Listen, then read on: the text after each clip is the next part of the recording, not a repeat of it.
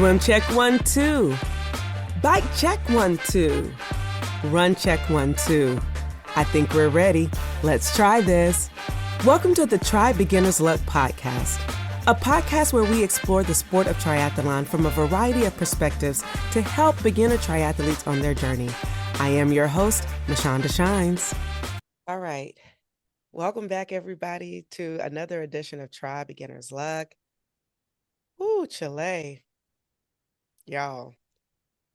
So the first part of, I guess the last 3 episodes, last couple of episodes, I've sort of taped them prior to February, right? Like trying to get a head start. But I don't know, my energy lately has been zapped. Being in Washington, D.C., it's a lot of things happening.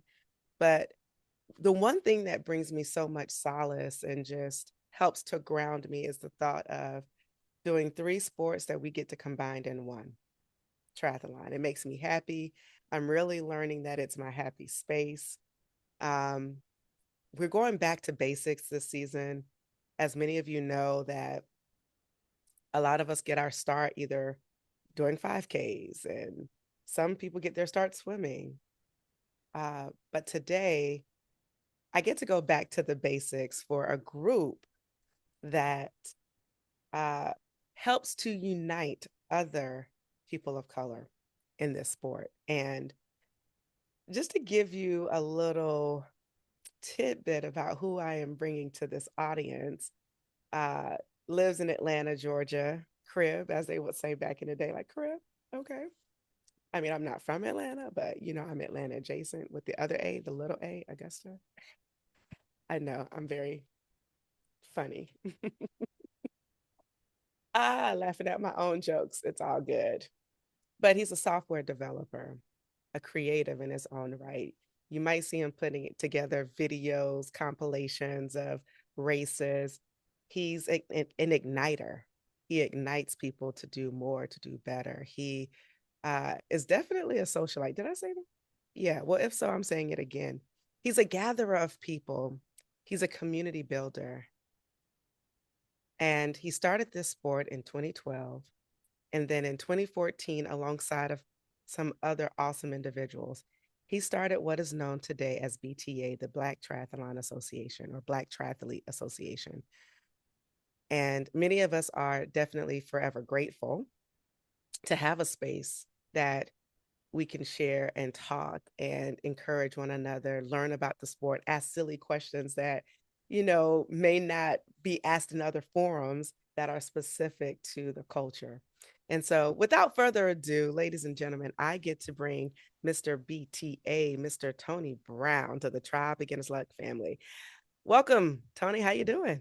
Wow. How much I owe you for that introduction? Because that right there made me sound like I really knew what I was like. I knew what I was doing when I started BTA. But thank you. You owe me a little bit, pay it for it, and listen to the Yeah, podcast, share it with other people. That's how you can pay me for it. But no, I yeah, love that. People say like it's a gift. I want to be real clear. Like my gift is encouragement, and I feel like God has given me this space to use my voice, and I want to use it to always uplift. Now, don't get it twisted. I know how to use it for other stuff too. However, I love to make people feel special, known, and seen, because where else do we get that? right. In It's this space, yeah, particularly. yeah. We gotta prop each other up every so often just to keep us going. And I think that was probably what what kind of propelled or inspired me to want to do triathlon. It was like it was a sport that was kind of different in its own right. Like we live in Atlanta, we got a lot of runners, so I was trying to find something other than running. And that's when I just started the sport of triathlon, and ever since then it was like I've been able to like network with a lot of amazing individuals, and they all look like me.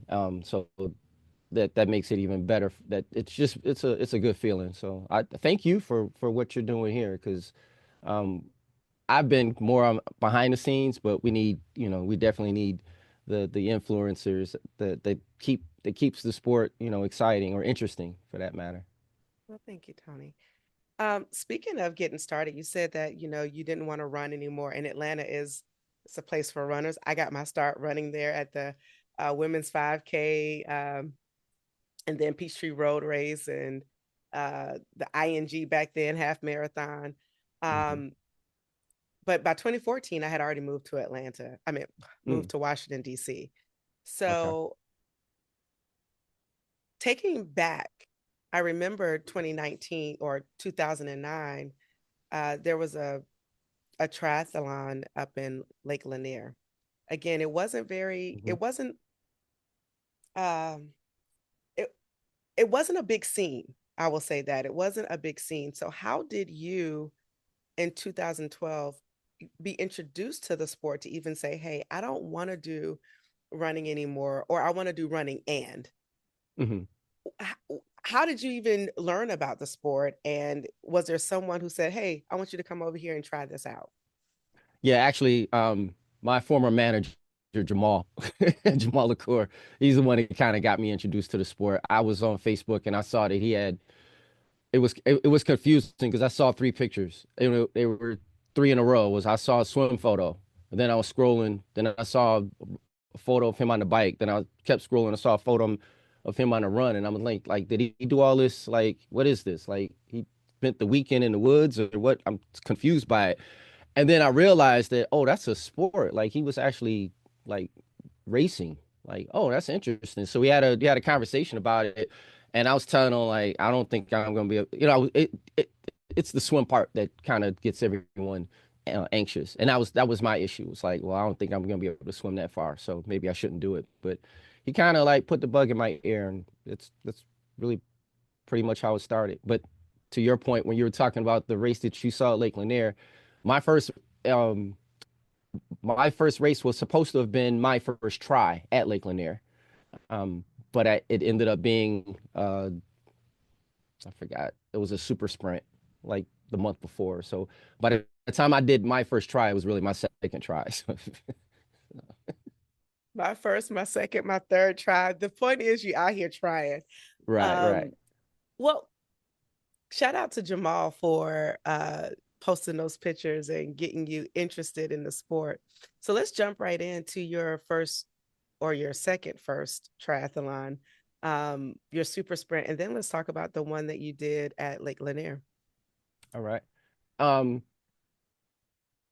I didn't really clearly, I try to be I try to analyze everything. I was like, well, okay, how long is what are these distances and what is the slowest time for each discipline? Because I wanted to know like benchmark wise what I would have to train for. It wasn't necessarily like me having a training plan because I had at that time, 2011, 2012, there was nowhere. I didn't know where to go, right? And so I'm just kind of like following the lead of what Jamal is telling me, and most of that was I just had to figure out how to swim for 20 minutes straight. If I could figure that part out, then I didn't really care about how I did on the bike or the run. And that's pretty much what ended up happening. When I did my first super sprint, I didn't realize that open water you can't see underwater, you can't see anything.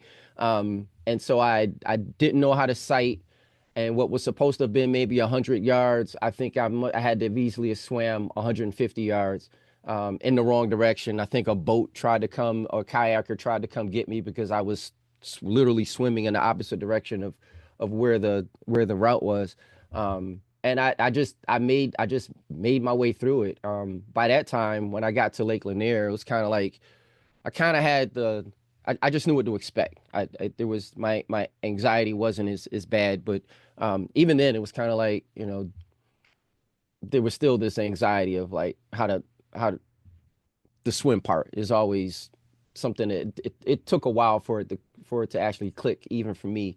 Um, for the more races that you have, the more confident you get. But at the same time, it's the one thing that kind of makes you paranoid. It just makes your training and your race just unnecessarily bad or stressful.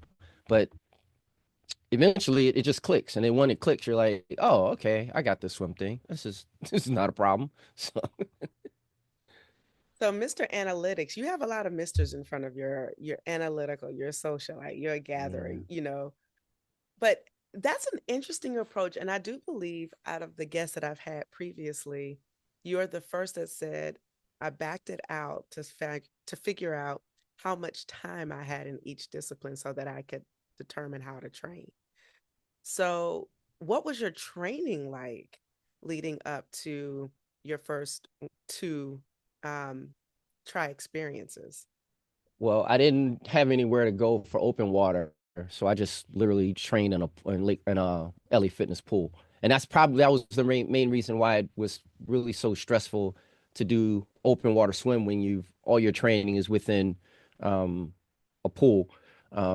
But that now to me it's a joke. Now it's like I when we're open, when I go to a race, I tell people remember there's no black line under the water, and it kind of helps people like loosen up a little bit. But I didn't really have a training plan. I just based it off of.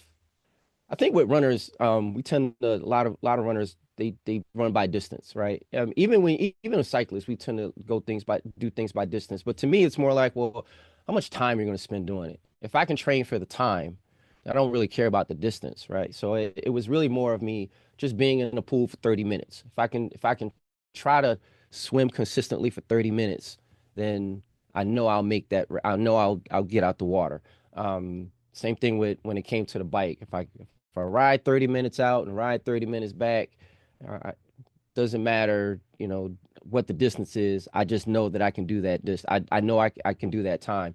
And the running, that's just more everybody kind of knows their pace. But my first experience was with it in my very first, not very first, but probably about my third race, I was not doing what's called brick training, which is when you get off the bike, if you're training on a bike and you have to literally immediately get off the bike and start running in order to activate a different set of muscles. Well, during that, if you haven't done it before, it's a very interesting experience because you don't necessarily know what the heck's going on.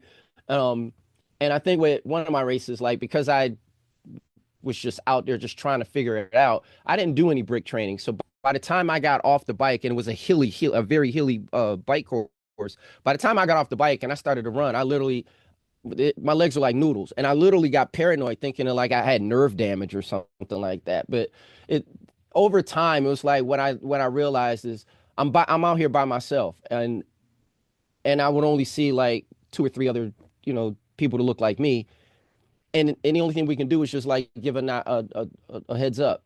But there wasn't a way, there wasn't something that was like, hey, like you've been doing this a while. No, we were anyone that I saw, we were all kind of in the same boat. We didn't really know what we were doing. We were just trying to figure it out. And I think that my first year, I had done maybe like 5 sprints. And then I realized like, oh, this is more of a lifestyle. You don't just train to do one race. You train to just be conditioned to do as many as you can during that time period. So it I didn't have a training plan. I just winged it. As we say these days, you just went off vibes. Yeah. So no training plan, just vibes. And you survived Yeah. and realized, hey, I want a little bit more because this is something that I can do forever and not just a destination. So you said you figured that out about 5 races in. But I want to jump back really quick because you talk a lot, or you've mentioned that you were a runner.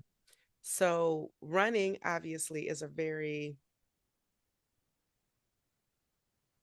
accessible sport that's quick to um, it's easier to do, requires less coordination, and you can do it with a group of people very easily, as opposed to triathlon. To your point of what you said, there was not many people that looked like you on the course. So when did you start running? And tell us about your running prior to getting involved in triathlon. I'm not really even a runner, to be honest with you. Matter of fact, many people that are around me know that I love to say I hate running. I was not a runner. I used to train for the P Street Road Race every year since 2006. That was my stint of running the P Street Road Race once a year.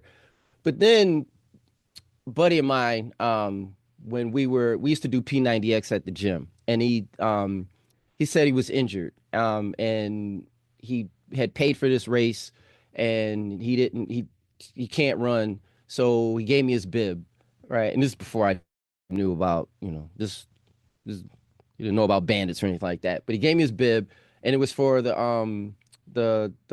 Publix half marathon. So I ended up doing the Publix half marathon in 2012. And that was really probably the first like race outside of the Peachtree Road race that I had done. And then by doing that, it just kind of aligned with triathlon. So it's my finish time was like 2 hours and 30 minutes. That's about how long it took me when that's about the same amount of time it takes to do like a longer sprint. So for me, it was just endurance. Like, but the more I the more I got involved with triathlon, the less I really. I mean, the running became a necessity, but it wasn't a matter of me wanting to be a runner. It was more of like it's a part of triathlon, if that makes sense.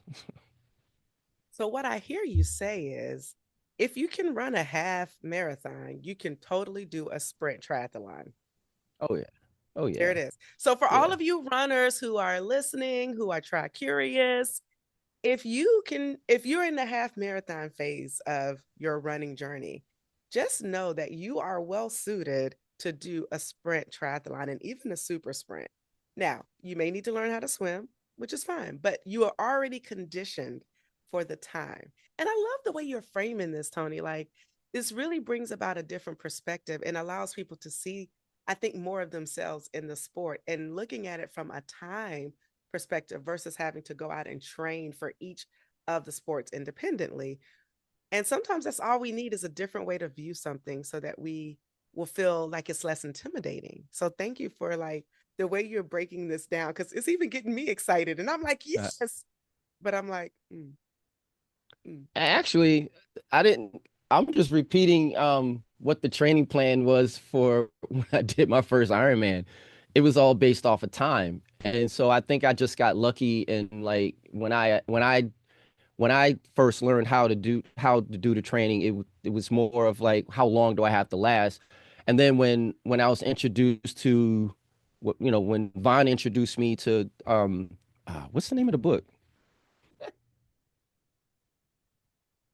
There's a book out, and I was so quick to always tell people about it, but it was all time based. And so me going from sprint distance to a half iron, it was really like, okay, how much more time do I have to do these certain disciplines when it comes to training? So if you look at it from that viewpoint, I think it's less intimidating when you're thinking about how many miles you're going or would have to do because you can just to me it's math. If I got to do 30 minutes out, average song is 4 minutes. That's gonna, that's gonna be I love how you seven did your song average time of four seven minutes. yeah seven songs. Or which playlist is that? All right, a seven here, seven back. All right, I know exactly what I'm doing. So Yeah. Perspective is everything. And I think sometimes people need to see that 30 minutes, anybody can do anything for 30 minutes, yeah. you know, whether it's a walk for 30 minutes, you don't always have to run in triathlon. You can walk, uh, swimming for 30 minutes, biking for 30 minutes and putting that all together and you have yourself a super sprint. Um, when you started in 2012, before we go further on, I just have to shout out that once a year training plan for everyone who does Peachtree Road Race because that was a real thing back in the day. You might not have run throughout the year, but when it came down to preparing for the July 4th race and going up Heart Attack Hill, everyone was semi prepared. But it was just that was the race of the year that most Georgians um, participated in, or at least that was the big running clubs and running stores at the time around the city were always gearing up for. So just thank you for bringing that nostalgia back. Like, feels good. Okay, you're here. 2012, you do 5 races, you move on. I heard you just mention that you trained for your first half using a book that was based on time. When did you know you wanted to move up in the distance? Because you've also done the full distance. So, was that transition for you? Actually, as BTA got started, a lot Atlanta was kind of the one of the hubs where a lot of Black triathletes started to train together. Mm, And what I noticed was that there were, while I was looking at it from a triathlete's view lens, um, there were those that were cyclists, and when distances that I would be intimidated by would be their typical distance in training. And when I started to look at it as um, instead of it be me training for a sprint distance, I'm riding with my friends and we're doing, 30 miles at I'm if that's the case, I'm already at I should be there should be no problem at all with me moving up to an Olympic, right? So I never really it wasn't that I was looking to move up a distance. It was more like I started to rock with people that were already doing those distances, and then we're all now saying, hey, why don't we why don't we try why don't, everyone's talking about Augusta. Let's do the Augusta 70.3, and now I'm like, yeah, why shouldn't I? I mean, we're already training together, so I think it was more of just the tri family that I was exposed to in Atlanta that really just made it less intimidating. But by the time BTA started, there were 3 or 4 people that had already done a full Ironman, and I'm looking at them like, oh my God. But they're talking to me like, dude, like you just need to train for it. Like you're already putting the time in it. You just train longer. And so now it wasn't that's my people's pulled me up with them. That's long story short. there's this famous saying around the sport how we need better friends, and it is definitely a peer motivated Yeah, sport. Like you start to be in this group, this family, and you can't help but try together and do those distances together, because it is better when you train with friends yeah. and just being in that atmosphere. So you mentioned BTA. So when you started BTA, so BTA started in what, 2014? Hmm. Let's Why? I mean, I know why, but why?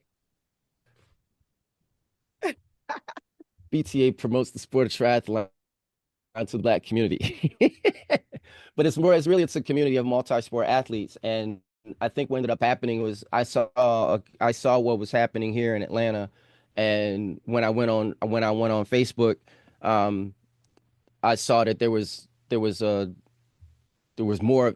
It wasn't just that people in Atlanta that were having this struggle of we go to a race and we only see 2 or 3 people and we don't necessarily know who um how to train or what resources are available unless we actually go through the traditional join a tri club. But even then, it's like we I just felt by myself. And I think when I went online and saw that there were other people in other cities and they all wanted to do triathlon, I just wanted to celebrate that. I just wanted to try to make it like an actual community.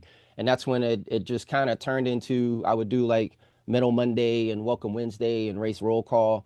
And I was just consistent with it. And then it just kind of turned into, well, um, why not have an actual organization around it? So it wasn't it was really me just I stumbled across a group and then that group turned into an organization and it from there it's like it's interesting to see what it's turned into like the relationships that have formed, the families that have been created, the amazing accomplishments that that we're just making it we're I think got got an athlete that did 14 full Ironmans. It's like that's a lot. And makes it look like it's every day. So um I'm I just came across something and I just wanted to put some organization around it, and it's turned into something cool, something fun, something that's like really it inspires. So, and I'm happy to be a part of it. I remember that infamous race roll call Google sheet um, that was in the Facebook group, and how there were so many people doing so many various races all across the country. And it was a good opportunity for people to meet up. Um, but I know with any good organization, you had a tribe that helped you. How was that in coming up with things? Because I'm thinking about the race roll call, Metal Monday, and what was the Wednesday one called? Welcome Wednesday. Welcome Wednesday. I remember how everyone who was new would get like this, their name would be in black in Facebook, Hmm. and people would be able to comment on that. And again, I don't know if it had happened prior to, but I do want you to know that a lot of groups do that now. And I'm so not surprised. it's such that innovation that I talked about, and that initiation, that being an initiator. I just have to say, like, you, whether it's continued or not in BTA, it is still happening in a lot of different teams and groups. Yeah. And a pat on the back to you and the crew who were ingenious enough to start that community building platform in a way. So you look at, are you muted or are you frozen? No, I didn't know if you had a Oh, question or if you just no. I was like, hopefully you was going to feed into that. And yeah. The what's interesting is a lot of people. I tell anybody at the drop of a dime, who was really behind the scenes with a BTA, because although it was more of like my name was always associated with a certain post, it was really like Vaughn was like the my XO. she was she was the one that I would go to for almost everything. But it was not only Vaughn, but it was like Travis Withers, Ovetta Sampson, Leslie. I'm not sure if I'm supposed to be saying her name, but I'm just But I had a inner circle of those four, and we pretty much any decision, or if there was just something that just I didn't know what I was doing by myself, given the fact that my only distance was at the time BTA. I had just done like my first half, which was Augusta, and here I am, starting a group, and they're talking about what's their next full Ironman they're going to be doing. So there was a lot of experience that I just had to tap into, when it came to I was able to tap into, in terms of like just making sure that let the group just be its group. It don't we're not it wasn't a top down approach where you have to uh, you know I, it, there was some organization around it, but it was really whatever the members wanted. That I did my best to try to give that to them, and that's where the t-shirts came into play. We had hoodies, we had tri kits, and it was fun. It was like it got to the point where um, we were really like going to races as a club, um, and I was glad to be a part of it. It was exciting. It was exciting times. Mainly because there were it, it, endurance itself had skyrocketed during that phase between 2012 and 2016 is probably we saw the greatest the fastest growth of endurance athletes, whether it's people becoming half marathoners.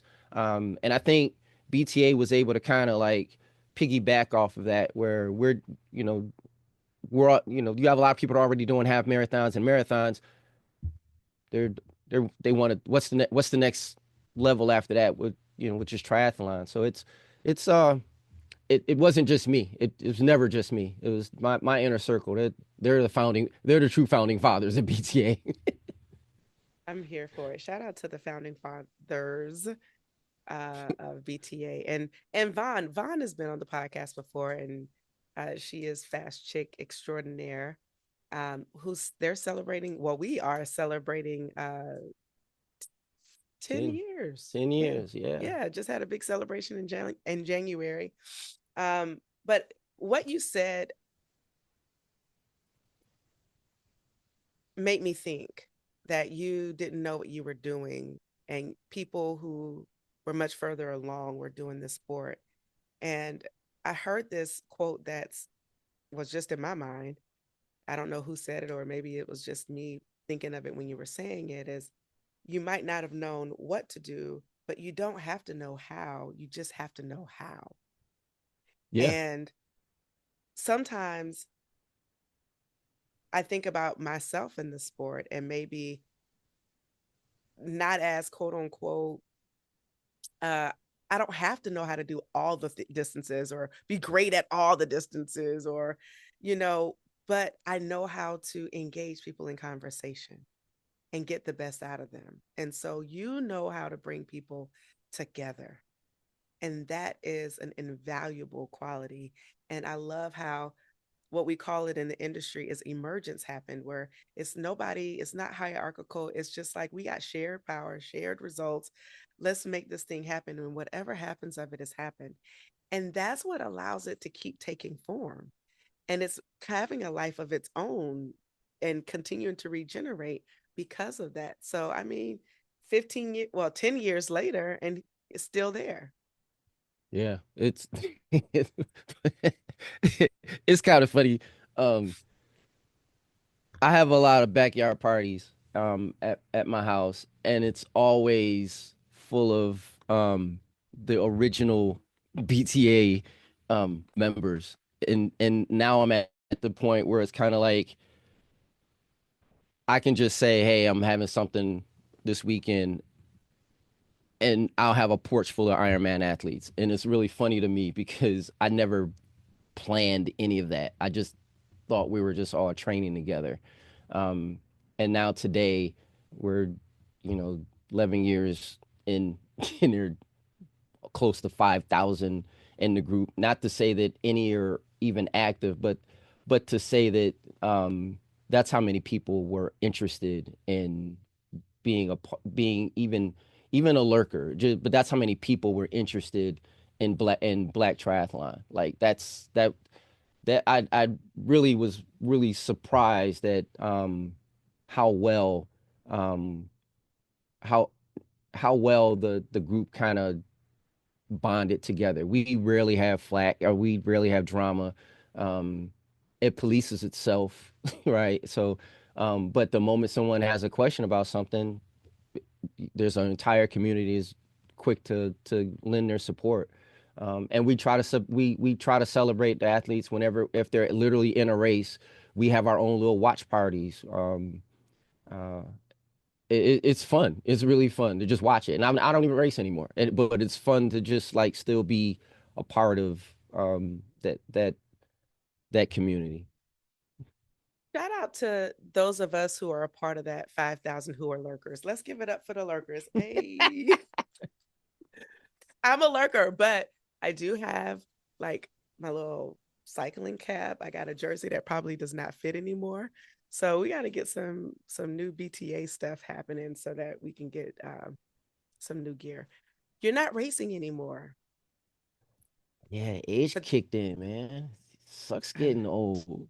Yeah, I had a pinched nerve in my, you know, I had a pinched nerve that kind of affected the right side of my arm, and it took a good year for that to work its way out, or work, fix itself. So then I was more like, I don't really had a patience to just keep trying to do long course. I may do an Olympic maybe once a year, but it just wasn't, it wasn't as fun, especially when you're trying to train through an injury. So, well, but I'm still here.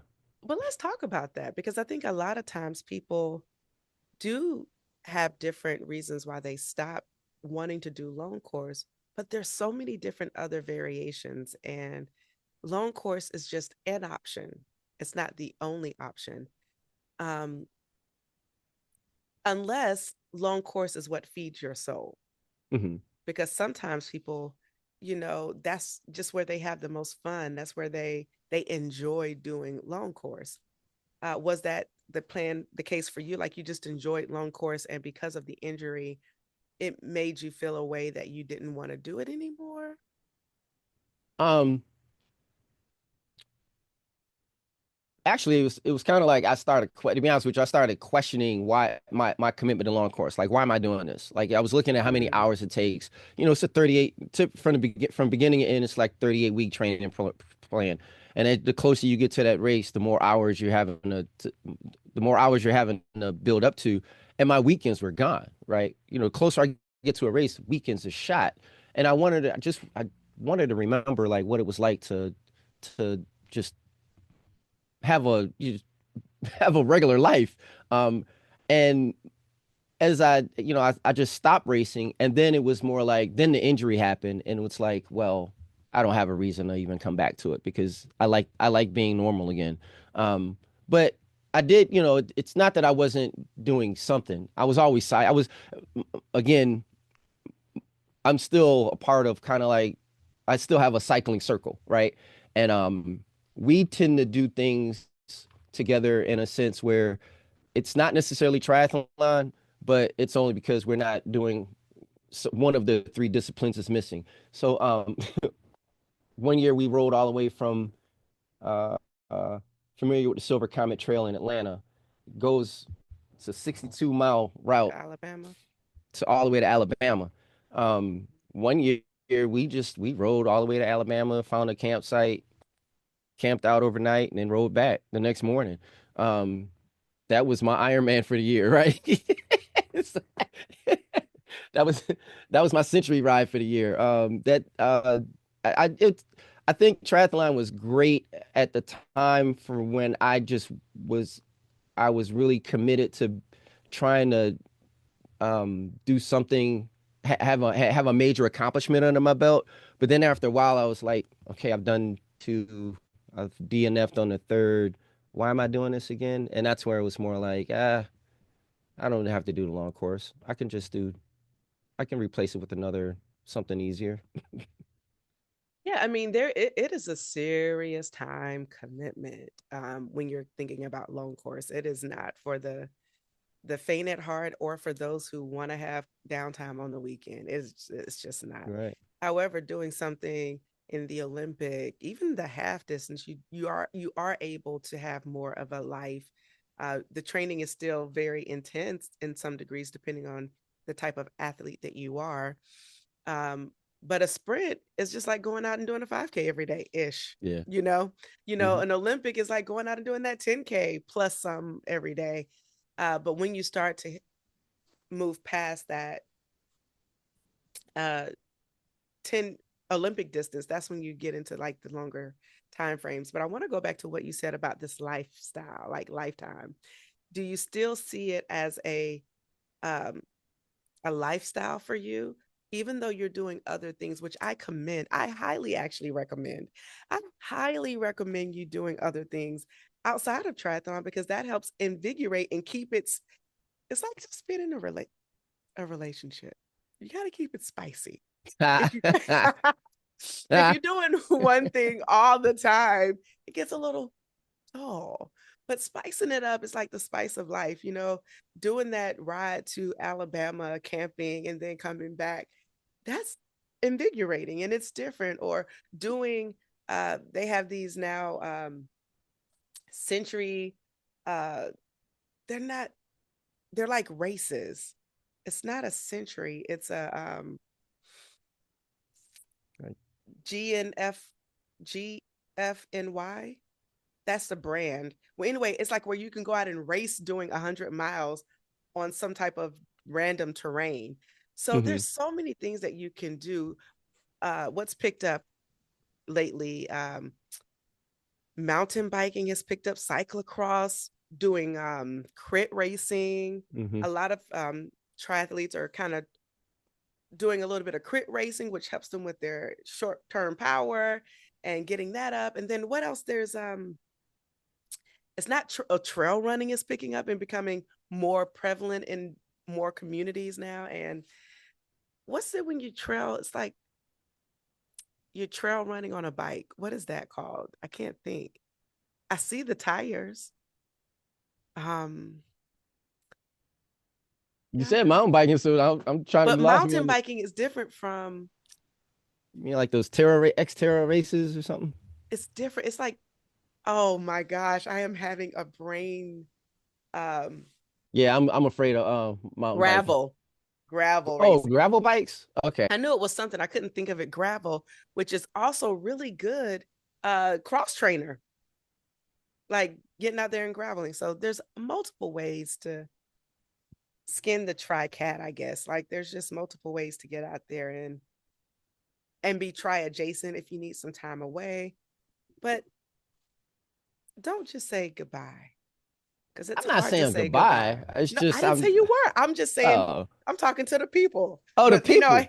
a hit Oh dog will yeah, don't do holler and what you I do. holler. No, I'm just Just kidding. just do it in moderation. You don't have to In just moderation. keep things in reality, you know. Yeah. If you wanna be able to travel um on your terms, you may want to make sure that you get your big races out the way first. That way you can Yeah.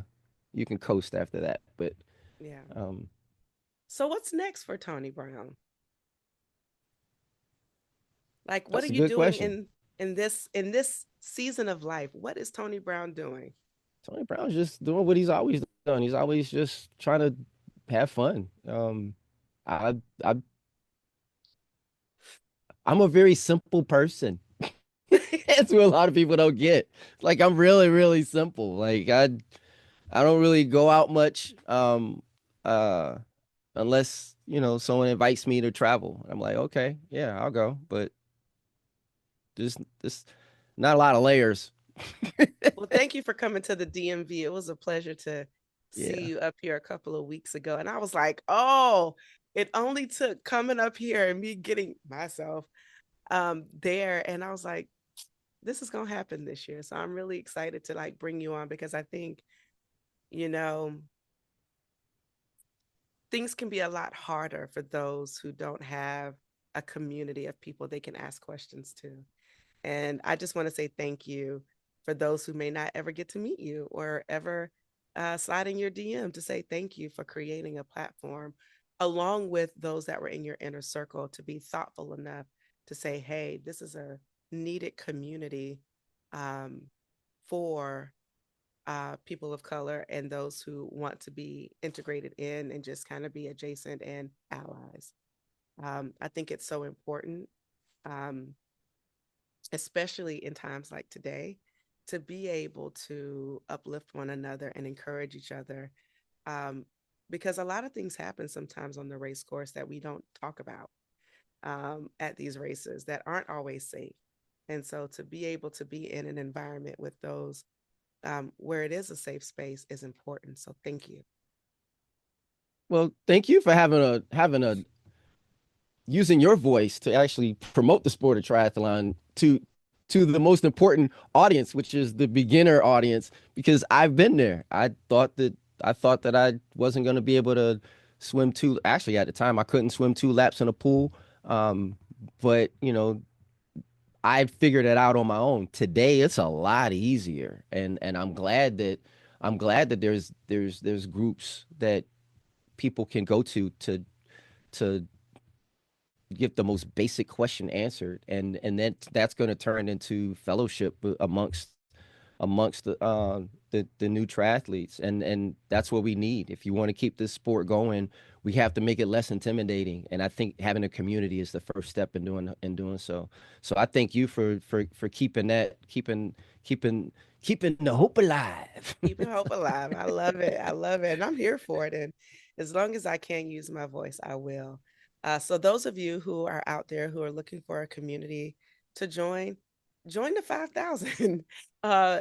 Facebook is the main place where people kind of go on and join the group. And you don't have to say much. I mean, I'm very quiet in the group, but there are a lot of people who are. And do what works well for your social needs. Like for me, social media is very taxing and it's, stresses me a little bit. But for some people, love social media and they love to engage because that's the way they communicate best. So whatever you do, I'm always a huge uh, advocate for being in community.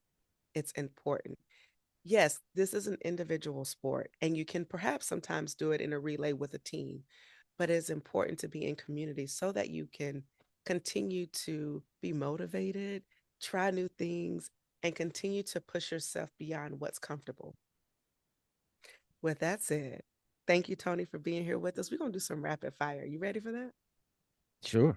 All right, let's go. Let's go. Random question. How long have you been living in Atlanta? All right. So Story time. story time. I came down to Atlanta in 1992 for Freaknik Oh, we going there. and got stranded. Mm, mm, mm. That's the beginning of the story. So Aha. So you were, yeah, I can see how you got stranded. I yeah. hope, are you on one of those videos in Hulu? Uh, no, but I gave up a few tapes. No, no, I didn't. Ah, Nah, I moved down to Atlanta in like 92, from Rochester, New York. And then I ended up found, career took me to Boston for a couple of years. And I came back to Atlanta in 98. So I moved to Atlanta twice. Um, and since then it's just, being able to just go to places and you start seeing familiar faces like, oh, okay, I recognize you. And that's how the running the that's how my community of annual Peachtree Road Race event started. So every year we would do the Peachtree Road Race, and then we eventually we're just like, hey, let's do a half Ironman. I mean, I'm sorry, half marathon. Hey, let's do a marathon. Um, Here we are now, 20 some odd years later, two kids and a and a and a and two bikes. N plus one. Okay. Right. Um, does Peachtree Road race still have to, you're entered by lottery? I really don't remember now. Okay. I don't think it's really a lottery anymore because they tend to the numbers have been dropped since COVID, so I think it's a lot easier to get in. I was like, maybe we should have another big, like old school Peachtree Road race, 10K party at Piedmont Park. Just throwing it out there for the party starter in you that if you have a Oh, you got to desire talk. to You got to talk to Heather King about that. She does all the pre-race and post-race events, the okay, day okay. parties. All Yeah. right. We'll talk to Heather.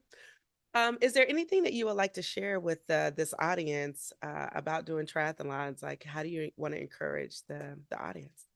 Don't let it be intimidating. It is not that hard. You just need to be around the right people that are gonna, tell you your reality. A lot of times, you can find yourself in a frustrating moment, and whether it's the swim, or just trying to find time to get those miles and hours in.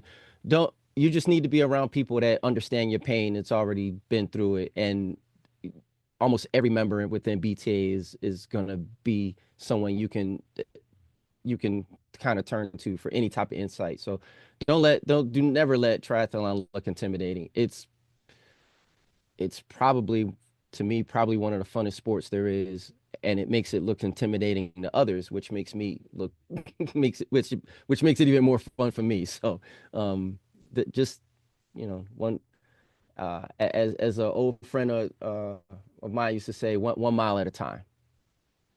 But 1 mile at a time. 1 mile Thank at a you time. so much, Tony. We're going to get to rapid fire. I know I said that like 4 minutes ago, but we really are going to do rapid fire right All now. right. All right. What's your favorite leg of the race? The swim. Yeah. Interesting. Yeah. From not being a swimmer to the swim Yeah, being, right. I never listen, even played sports. wow, look at there. Anything is possible. Um, what has been your most significant athletic accomplishment? My first Ironman. Okay. Yeah. For Which again, I never played sports. So to go from never playing any sports to becoming an Ironman athlete, it's like, yeah, can be a that was a trip. lot. Yeah. And your first Ironman was 2015, 10 years ago. Ironman Louisville? Louisville, yeah. Louisville. Okay. Louisville. Well, anyway, it doesn't matter. I'm from the South, so I'm going to add a syllable or not. Audiobook, podcast, music, or silence when you train. Oh, silence, actually. I don't know why. Probably because I can't do any of that in a race, so it, I might as well just not depend on it in training. Okay. Who would be a training partner you would want to train with, alive or historical? I don't know how to answer that question because I'm the guy that everyone calls me whenever they want to race and they need a training partner. But for me, um, I don't have anyone. I couldn't even answer that question. They don't have to be like, it can be a historic. You could 'Cause- train with Martin Luther King if you wanted to, or you could train with, uh, what's my homegirl name? Glorilla. Like, it can be anybody. You don't want to train with nobody. Me, myself, and I out there in that thing. All right, that's fair. yeah. Tri suit or separate swim, bike, and run gear. Oh, tri suit. Run visor or cap during the run leg. I don't even know the difference. Like a What's the visor is like the half. you did say visor. Okay. Oh, visor. Yeah, because that's hard though. Because if it's like burning, like Ironman Florida, you can't have a you can't have a Can't have a visor. visor. Like, it depends though. It depends. Okay. High cadence or grinding it out with lower cadence. Oh, I'm high. I spin. You smart on the bike, right? Mm-hmm. Yeah, that's high cadence for me. High I cadence. spin a lot. Okay. Favorite post race meal. Bacardi.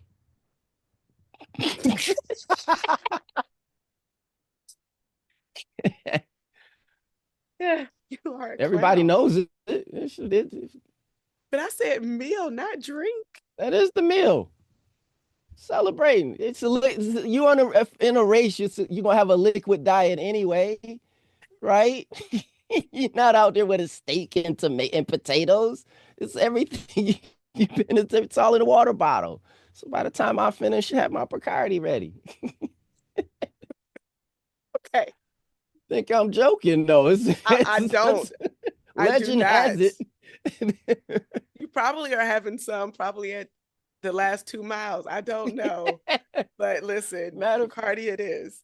first mile of the Peachtree Road race, I have video footage of yeah. No We way. pass you. Oh no, we pass out shots at the first mile. I would never, ever. That's why I was gone. That's why I left Atlanta in 2011. Before that, probably, oh my God. That is so miserable because by the time you get to Piedmont Hospital, you are a wreck. They shouldn't have taken it. Okay. Okay. With that said, do you pee on the bike or get off and take a proper pee break? Oh, it's yeah. You look back. I am not stopping. I have heard too many stories about people having a DNF over like seconds or even minutes. Like, no, I'm not stopping. So, yeah. Well, ladies and gentlemen, Tony Brown, Mr. BTA, thank you for being here. We have this saying on Try Beginner's Luck. Whenever you try Beginner's Luck, you always win. And it's true. But don't forget to leave a review, share with your friends, and follow Try Beginner's Luck on Instagram and Facebook. And we are also on YouTube. So go and like us on YouTube and watch it if you want to see it as well as hear it on your favorite podcast platform. I am Mashonda Miles, also known as Mashonda Shines, and we are out. Peace. Bye, everybody. Thank you for tuning in and listening to this episode. We need your help so we can continue to try at TBL. So for more information on where you can find and subscribe to this podcast, visit www.trybeginnersluck.com. And don't forget, whenever you try Beginner's Luck, you always win.